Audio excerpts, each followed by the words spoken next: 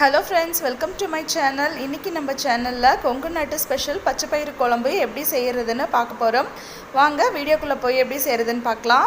இந்த குழம்பு செய்யிறதுக்கு 1 கப் அளவு பச்சை பயிரை ஒரு panல சேர்த்துட்டு ஒரு 5 நிமிஷம் மீடியம் ஃப்ளேம்ல வச்சு நல்லா வறுத்து விட்டுக்கலாம். இந்த பருப்போட கலர் லைட்டா சேஞ்ச் ஆகி வர வரைக்கும் நல்லா நம்ம வறுத்து விட்டுக்கலாம்.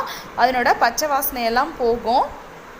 பாருங்க இந்த மாதிரி நல்லா வறுத்து விட்டுக்கோங்க. இப்போ பாத்தீங்கன்னா தெரியும் பருப்போட கலர் நல்லாவே சேஞ்ச் ஆகி வந்திருக்கு. இந்த அளவுக்கு வந்துச்சுனா போதும். இப்போ அடுப்பை ஆஃப் பண்ணிட்டு இத நம்ம ஆற வெச்சிரலாம். இது ஆறுனதுக்கு அப்புறமா 2 முறை கழுவிட்டு நம்ம குக்கர்ல சேர்த்துக்கலாம். பாருங்க இப்போ கழுவி எடுத்துட்டு வந்தாச்சு. இப்போ குக்கர்ல சேர்த்தியாச்சு. இப்போ இது கூட ஒரு 7-8 பல் பூண்டை சேர்த்துக்கலாம்.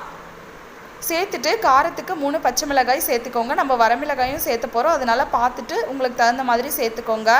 கூடவே ஒரு மீடியம் சைஸ் தக்காளியை கட் பண்ணி சேர்த்துக்கோங்க. இப்போ இதுக்கு தேவையான அளவு தண்ணி சேர்த்துக்கலாம். நான் பருப்பு முங்குற அளவுக்கு தண்ணி சேர்த்துக்கிறேன். சேர்த்துட்டு இது கூட 1 ஸ்பூன் அளவுக்கு எண்ணெய் சேர்த்துக்கோங்க. குக்கர் மூடி போட்டு மூடி மீடியம் ஃப்ளேம்ல 5 விசில் விட்டு எடுத்துக்கோங்க. அதுக்குள்ள நம்ம மசாலா இந்த குழம்புக்கு ரெடி பண்ணிடலாம். இது ரெடி பண்ணுறதுக்கு ஒரு மிக்ஸி ஜாரில் 1 ஸ்பூன் அளவுக்கு கொத்தமல்லி விதை சேர்த்துக்கோங்க. கூடவே 1 ஸ்பூன் அளவுக்கு ஜீரகம் சேர்த்துக்கோங்க. காரத்துக்கு நம்ம பச்சை மிளகாய் சேர்த்திருக்கோம். நான் இன்றைக்கி 3 வரமிளகாயை மட்டும் நான் சேர்த்துக்கிறேன். நீங்கள் பார்த்துட்டு சேர்த்துக்கோங்க. இப்போ இதையும் இதில் சேர்த்துடலாம். சேர்த்துட்டு இதை கொரப்பாக அரைச்சி எடுத்துகிட்டு வந்துடலாம். தண்ணி எதுவும் சேர்க்க வேண்டியதில்லை. இந்த மாதிரி பவுடர் பண்ணி எடுத்துக்கோங்க. கொஞ்சம் கொரப்பாக அரைச்சி எடுத்துக்கோங்க.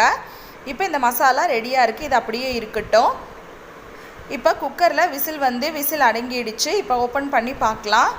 பாருங்கள் பருப்பு நல்லா வெந்திருக்குது. சூப்பராக நமக்கு வெந்து வந்திருக்குது. இதை எடுத்து நீங்கள் கொஞ்சமாக நசுக்கி பார்த்தீங்கன்னாவே தெரியும். நல்லா சூப்பராக இந்த அளவுக்கு வெந்திருக்குது பாருங்கள். இது அப்படியே இருக்கட்டும். அடுத்ததாக ஒரு பேனில் 2 ஸ்பூன் அளவுக்கு எண்ணெய் சேர்த்துக்கோங்க. எண்ணெய் நல்லா சூடானதும் ஒரு 10 போல் சின்ன வெங்காயத்தை சேர்த்துக்கோங்க.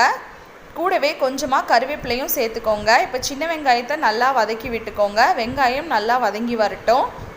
நான் சின்ன வெங்காயத்தை முழுசாக தான் சேர்த்திருக்கேன். இப்போ பாருங்கள் வெங்காயம் நல்லா வதங்கிடுச்சு. இப்போ நம்ம அரைச்சி வச்ச பொடியை இதில் சேர்த்துட்டு அந்த எண்ணெயிலேயே ஒரு நிமிஷம் போல் நல்லா வறுத்து விட்டுக்கலாம்.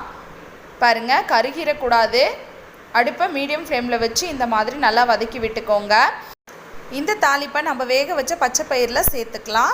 சேர்த்துட்டு கூடவே கொஞ்சமாக தண்ணி சேர்த்து மீடியம் ஃப்ளேமில் ஒரு 3 நிமிஷம் நல்லா கொதிக்க விட்டு எடுத்துக்கலாம்.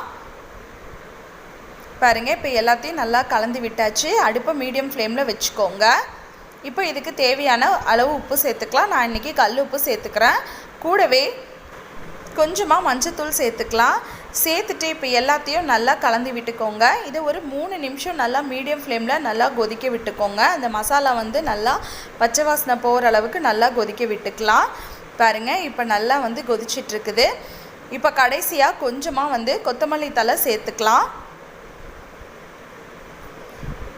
சேர்த்துட்டு இப்போ அடுப்பை ஆஃப் பண்ணிடலாம். பாருங்க இப்போ அடுப்பை ஆஃப் பண்ணி தனியாக எடுத்து வச்சாச்சு. இப்போ இதில் இருக்கிற தண்ணியை மட்டும் நம்ம வடிச்சிடலாம். வடித்து இதை தனியாக எடுத்து வச்சிடலாம். எடுத்து வச்சுட்டு பருப்பு மத்து இல்லைன்னா மேஷர் இருந்துச்சுன்னா நீங்கள் இதை நல்லா கடைஞ்சி எடுத்துக்கலாம். ரொம்பவும் நைஸாக கடைஞ்சிடாமல் ஒன்றும் பாதியமாக கடைஞ்சி எடுத்துக்கோங்க. அப்போ தான் இந்த குழம்பு ரொம்பவுமே நல்லாயிருக்கும்.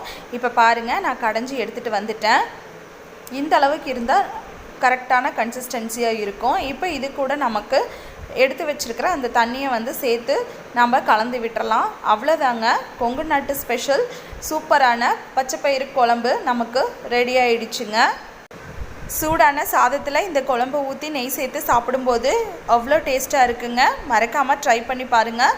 ட்ரை பண்ணி பார்த்துட்டு எப்படி வந்துச்சுன்னு கமெண்ட் பாக்ஸில் கமெண்ட் பண்ணுங்கள். வீடியோ பிடிச்சிருந்தா வீடியோக்கு ஒரு லைக் கொடுத்துட்டு நம்ம சேனலையும் சப்ஸ்கிரைப் பண்ணிக்கோங்க. தேங்க்யூ.